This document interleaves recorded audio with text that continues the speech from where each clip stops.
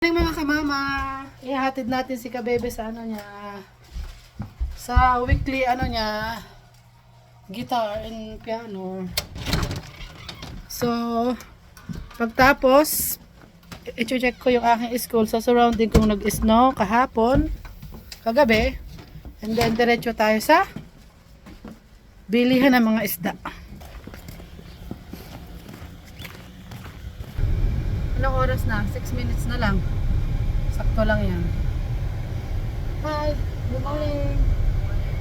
Anong isda ang gusto mong bilhin ni Kamama? Pangos, pampano at kingfish. So yon, ang mga paborito mo. Ay, ang hipon? Ipon din. Okay. So yun ang paborito ng kabebe natin. Hindi siya sasama. Kami lang ni Kapapa ang mamimili. So ayun, nandito na tayo pero medyo maaga pa, 4 minuto pa. Oh, nandito na tayo sa school. Kunti lang naman ang hinangin. Kaya lang pag hindi natin inalis to at nagmelt at tapos lumamig, eh masyadong icy. Mahirapan pa tayong magkutkot ng snow. Magba-black ice pa yan. Ayan nakita nyo Ito nyo yung ginagawa ni Kapapa Dumikit na kasi siya. Kaya medyo mabigat.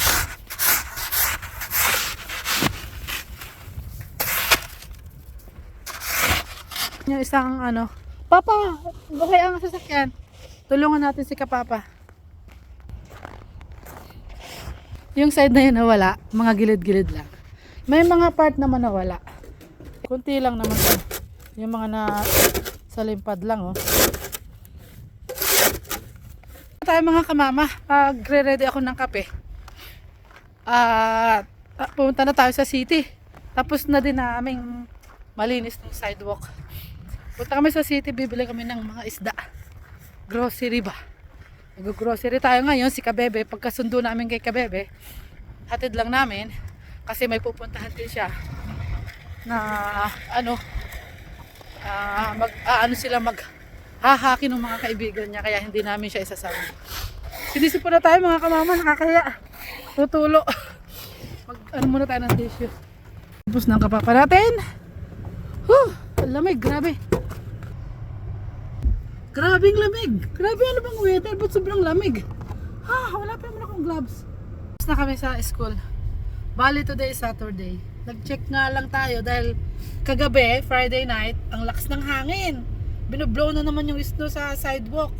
So yun nga, konti lang naman. Tapos na tayo. Uwi na tayo, mag-prepare tayo ng dadalhin ko sa car. Gusto ko ng kape. And then after that, sunduin nila natin si Kabebe. And then diretso na tayo sa city, mga kamama. Nakita ko yung dating pinaglilinisan kong bahay. Ayun, nandun, nagkakarga ng gas kasi nagkakarga ng gas si Kapapa natin. Sabi ko kay Kapapa, balikan ko kaya yung nililinisan ko dati na yan. Kasi dati, nag-stop ako kasi meron akong emergency na kaya hindi ko ipinagpatuloy yung paglilinis ko. Pero matagal na rin ako naglilinis sa kanila. Sabi nila, pag okay na daw ako, tawag lang daw ako sa kanila. So yun, nakita ko, sabi ko kay Kapapa, balik kaya ako doon sa part-time ko. Ayaw ni Kapapa. Wala na daw kaming oras. So yun si Ron. Yun, yung sasakyan na yun. Yun yung dati kong boss sa paglilinis. Laki ng bahay nila. Dito lang din sa amin. Mababait pa nga yung mga yun. Kaya ang sarap sarap maglinis sa kanila kasi ang babait. Hindi tayo makakapagtimpla ng kape. Kasi itong si Kapapa, bumili na lang daw ako diyan sa kaibigan ko ng kape. Diyan sa may ESO. Kasi may pupuntahan pa kami isang bahay. I-check namin yung yung sidewalk or surrounding niya kung maraming snow. Kasi yun, mini-maintain din ni Kapapa yung kapaligiran. Dahil wala yung may-ari. Nagtatrabaho sa malayo. Lang to. Nakatingin na yung kaibigan, fine na. Bibili ako ng kape. Ayan na. Isang kaibigan na vlogger. Si Ate Army Vlog. Ito yung kaibigan kong vlogger na Army Vlog. Tandaan nyo, Army Vlog. Kasi sa akin. Ano to? Monetize na to. Marami na tong sweldo. Ano nyo, subaybayan nyo to, Army Vlog. Tandaan nyo ha, Army Vlog. Sabihin mo. Sa Facebook, YouTube. Yun. Okay, lahat. Okay, lahat. Yan. Kabili na tayo ng kape dun sa kaibigan natin. Kabebe natin tapos na. Hi kabebe! Hello. Mukhang malapit na tayo sa bilihan ng mga isda.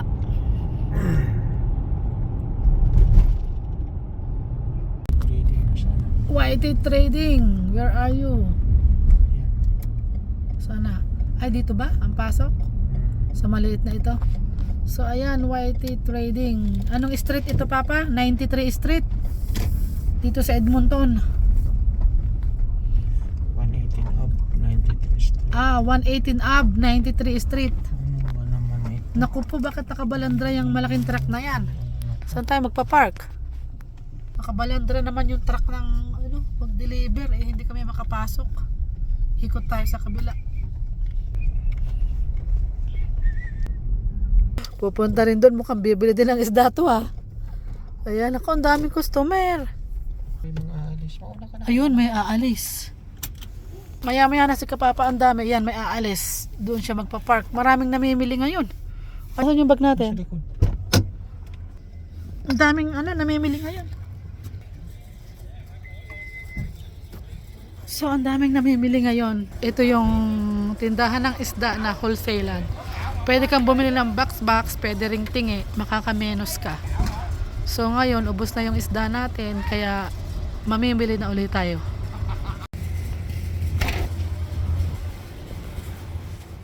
Yun, si Kapapa nagpark na.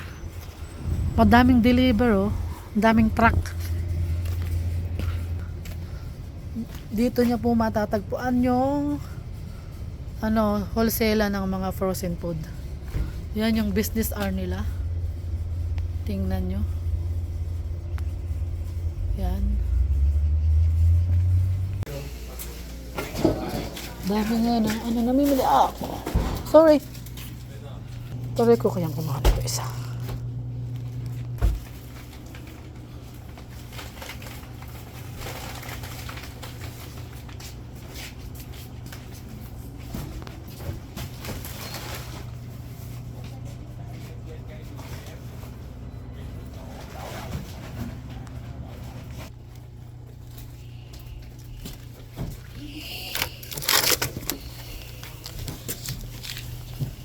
Boneless breakfast.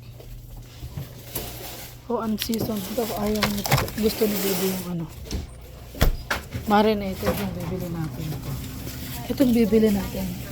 Ito, unseasoned siya. Ito, marinated na. Lima lang muna pa. Ang mahal, $7.99.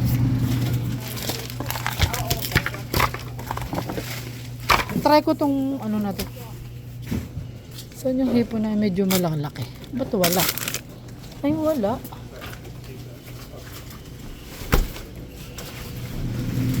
Diba ito? Ito ba yun?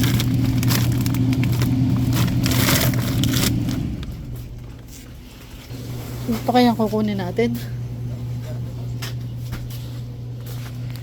I-try ko nga to. Anong meat kaya? Ba't wala nakalagay? Excuse me? Excuse me? Is this the beef? Beef? Yeah, beef. Okay. Yeah. Tingin tayo ng bibili ako ng sotanghon. Masarap yung sotanghon dito. Asan ba yung sotanghon na binili ko? So yung sotanghon na may naku, napapautot pa si Kamama. Ma-order na ang kapapa natin.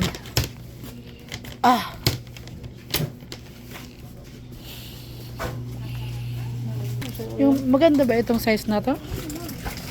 Ayoko ng maliliit. Itong isang gusto. Gaano kalaki to? Walang ulo. Kuha daw tayo ng ano. Kuha daw tayo ng ito oh.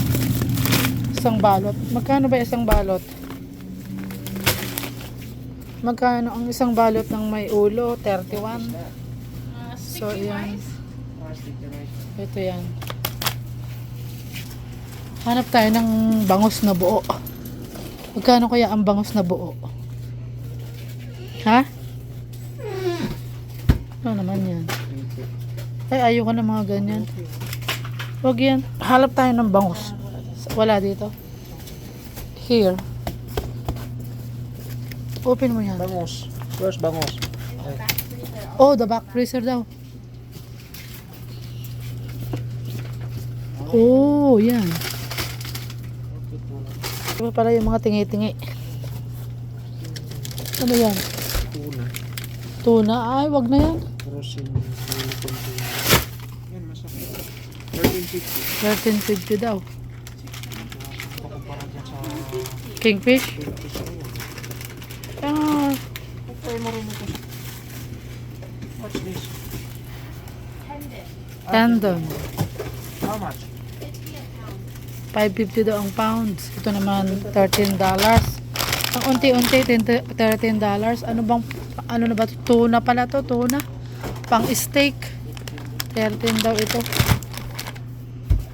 Natin na to magkano? Ulit tingnan uli natin. Ito yan.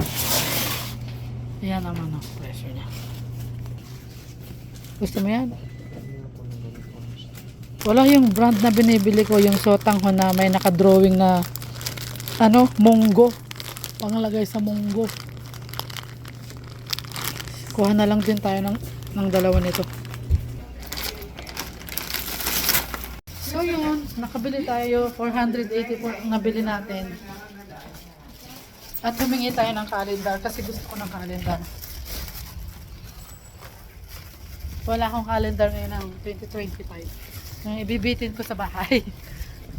Laki na nagastos natin ngayon. Kulang-kulang 500. 484 po. Kasi 5 box yun. Tapos yun pa. Mga tingi-tingi. So, mag-wait daw tayo ng 5 minuto. Yun. Nako. Malaman naman pa ng pwesto. Ito na yung ating isda. Hello! Ito na. Indian mackerel. Ano yun? Ano yan? Tingnan mo kung ano yan. Baka magka-iba-ibang pangalan. Para sigurado.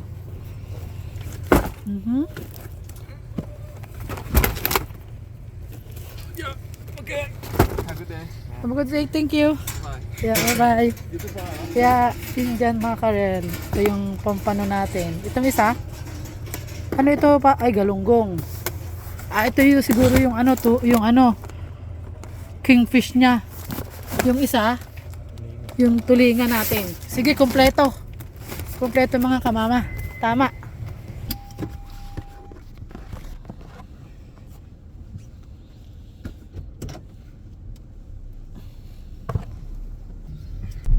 O, TNT nga pala tayo. Nandito na tayo sa TNT mga kamama.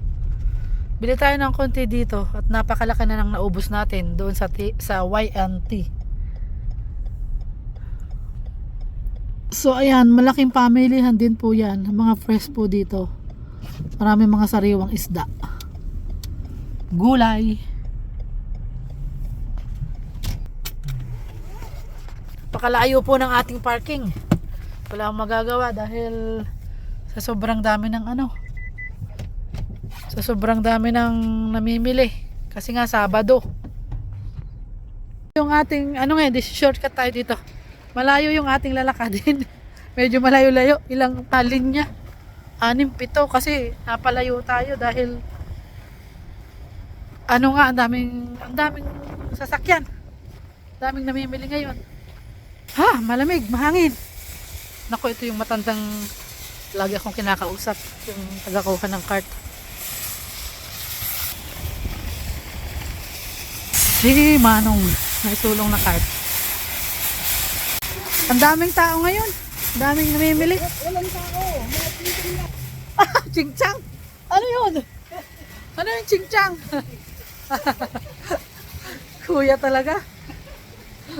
Ano kaya? Meron kayang ano? Sale na bigas? Kapias. So ito kay kabebe. Magkano? $12? Yung lechon ay May chicken buo. $12 daw. Kuha daw tayo ng crispy chicken, sabi ni Kapapa.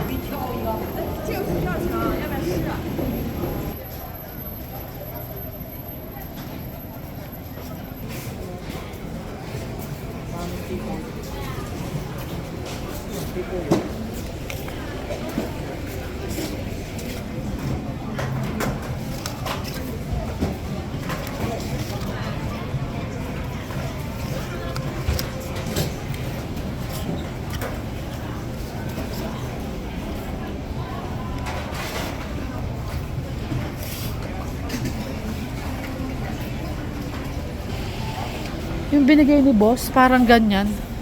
Yung palaman masarap. Magkano kaya yan? Talungin mo nga. Okay na, kuha tayo isa. May nag-aaway. Ayun, may nag-aaway doon. Ako, Diyos ko. May nag-aaway. Ano nag-aaway? Ah, may hinuli ang pulis.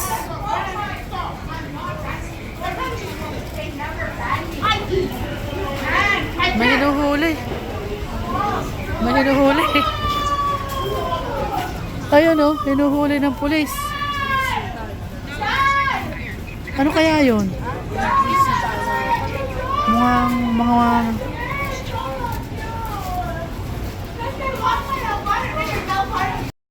baka mangdurukot yun, kaya hinuhuli ng pulis. Delikado, babae pa naman.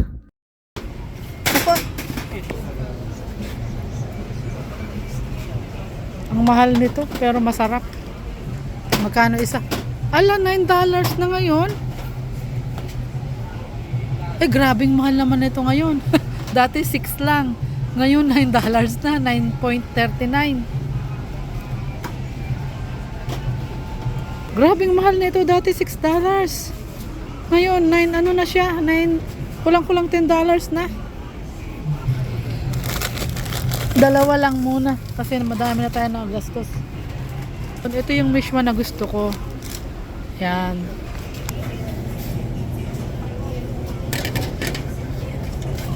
May kambal ako na damit. May kambal akong damit.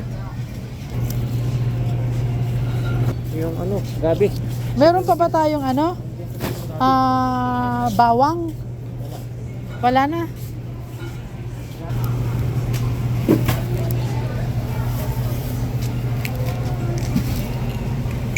Magkano kaya to? 1 pack.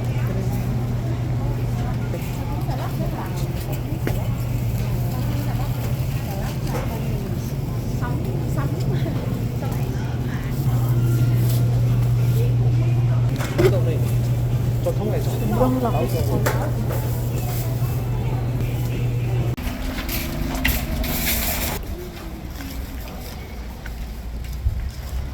Tikman natin tong fried chicken nila. Kung masarap. Pina tayo mga kamama. Ang laki na naman ang nagastos natin dito sa TNT. Grabing mahal kasi ng bilihin. Sipin mo yung dating corned beef na $6 ngayon ay kulang-kulang 10 na. Kulang-kulang $10 na. Layo-layo din nga pala. Kakaunti-kaunti, oh, kulang-kulang 200, 157 yata inabot nito. Mama, pauwi na tayo. Pabili natin ngayon kapapa. 484 plus 155. Naku nga, Gas na. gas pa.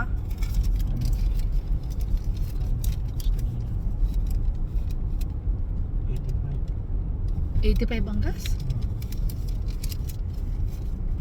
Malaki-laki din yung naubos natin ngayon. Ako, hindi na ako sasamang mamalingki sa susunod. Kasi madami naman na tayong stocks. Mga gulay na lang ang ano, bibilhin mo weekly. Kasi ang dami nating naubos ngayon. Pero matagal naman na yung mauubos mga kamama. Stock namin yun. Lagay lang sa freezer. So yun, nagkukwenta si Kapapa kung magkano naubos namin. 725. Ha? 725. 725 daw ang naubos namin ngayon. Times 41. 29,700. Naku naman. Na-times na naman sa peso. Hilig mag-times sa peso. Natural, ganun talaga. Wala kang magagawa. Kailangan na naman natin. Yung puro pagkain naman. Eh matagal na rin namang mauubos yun. Yung mga stock namin na yun. Bali, ang bibili na lang namin pag weekly, yung mga gulay-gulay na lang. Yung mga green. Pero yung mga isda, okay na. Ito tayo mga kamama. Dito pa nila. Buti naman, papasok na to dito sa kaliwa. Kasi ang daming binubugang buhangin. Tumatalsik sa windshield namin. Yan. Eh baka may batong pumitik, eh basag na naman. Ayun oh, ang dami mga pitik-pitik ng mga bato. Yan oh, puro mais yan. Ang lawak pa niyan. Abot pa yan siguro hanggang Abril. Ang pagkain na yan, tamang-tama. Magtatanim na uli sila. Dito nagtatanim lang sila ng mais, ang may mga farm para ipapakain sa mga baka. Kaya ang mga baka dito ay magandang kainin kasi ano siya, ang mga kinakain ay mga mais. Walang halong mga artificial na mga pagkain. Yung mga kinakain nila, mga natural. Mga barley, mais, yan. Oh, bigat. Dito na tayo kamama sa bahay. Buhatin natin yung ating mga pinamili. Good for ilang buwan kaya to. Yung isda namin. Mahilig kami sa isda mga kamama. Yung anak ko, si kabebe natin, nasanay siya sa isda. Kahit nandito kami sa Canada, sinanay ko siya sa mga pagkain ng Pinoy. Dito siya lumaki mga kamama. Ala, nakasarap papa. Ang kabebe natin ay sinanay namin sa pagkain ng Pinoy. Kaya minsan sa school, natatawa ako kasi puro na lang, magulat na lang yung mga classmate niya. Anong baon mo? Sasabihin anong pagkain. Minsan may mga batang nagsasabi, yak.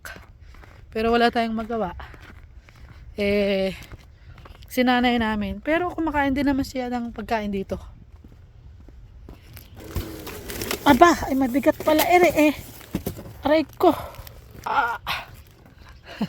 Bigat pala, nasaan yung maliit na box pa? Aray ko. Ayan, fried chicken. Ito naman yung kay kabebe natin, barbecue. Pero wag natin pakialaman kasi si kabebe natin ay nasa ODR pa, nagsa-hockey. So, itabi ko muna to. Kasi wala si kabebe. Hockey pa. Nandun. So, kain muna tayo mga kamama. Paprika? Kain tayo. Gutom na gutom na.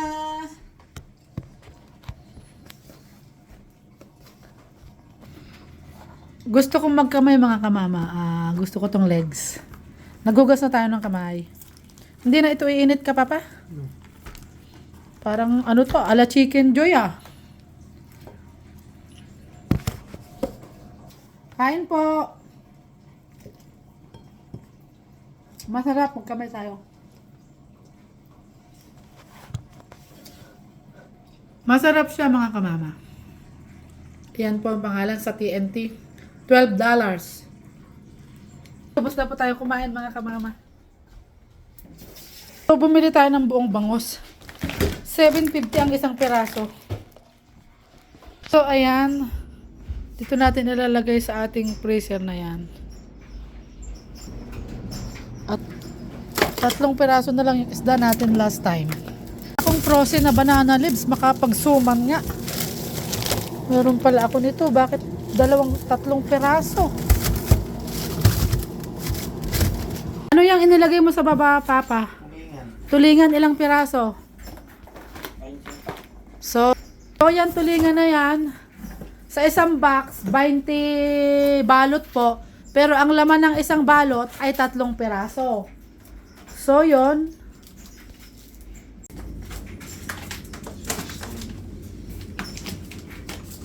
Galunggong na yan, kapapa. Ilang piraso ang laman sa isang balot? May 6, may 7. 20 na pak din. Oh, 20 na pack daw po yung galunggong. Bale sa isang box, 20 supot. Ang laman naman ng supot ay may 6, may 7. 500 grams. 500 grams ang sukat. So, yon. Ang halaga ng tulingan ay $70 isang box. At ang galunggong ganun din. So, ano naman yan? Hasa-hasa. Yan, yung Indian mackerel natin. So, 20 piraso po, 20 supot po, balot, yung hasa-hasa. At ang laman po ng isang balot ay 3 piraso. So, medyo mahal po ng konti yon. Umabot po siya ng $80 po ang isang box. Yun, mga kamama, oh, isang balot, $60. Tanigi. Mura na yan. Tanigi. Sa $60, tanigi.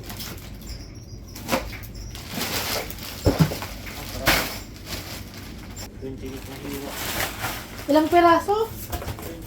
28 pieces po na naka-round ng hiwa. Ang halaga po ng isang box ay $60. So, mura na po yun. Minsan po pag may mga bisita ako, prito lang po ako ng isda yun. Or magpangat, or maggata. Yan, saktong-sakto to dito ah. Baba ka naman ano. Yan, dyan muna yung bana. Yan oh, ba may space pa pala sa baba. So ilang box ba yung ano dito? 4 na box. Ay hindi, 3 box lang kasi yung kingfish dun sa kabila. So ayan mga kamama oh. Pwede na tayong magtinda. Well, kung gusto nilang bumahagi sa akin, pagbibilhan ko sila. May tubo nga ng konti. Joke, joke, joke.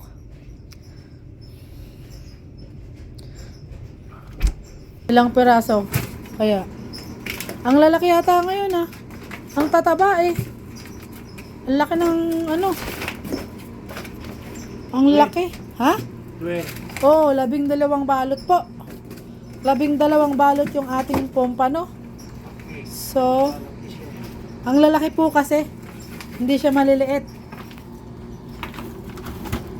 Mga kamama, natapos na po nating ilagay yung ating mga pinamiling isda dito sa mga freezer natin. Bale yung pompano po natin ay 12 balot po at 12 piraso din po kasi isa lang yun at malalaki siya. Minsan kasi maliliit yung size kaya medyo mas marami yung balot. So ngayon 12 piraso lang siya kasi ang lalaki ng sukat. So ang halaga ng pompano natin ay 70. Marami po kasing pumupunta doon, mga malalayong lugar na nakikilala ko kasi meron pa po silang mga 2 hours drive para lang pumunta doon kasi wholesalan po doon, pwede bumili box. Pwede rin pong per piraso. Meron pong mga tingi-tingi din doon. Kaya nga lang, pag malayo ka, mas maganda may freezer ka, tambakan para makamura ka kasi box yun. Makakamenos ka kapag ka box ang bibilihin mo. Meron po yung minsan nanggagaling po sa 3 hours, 2 hours drive, pupunta lang po doon para mamili. So yun lang po mga kamama. Thank you for watching kay Kamama Pa Vlogs. Don't forget to like and subscribe. Bye-bye!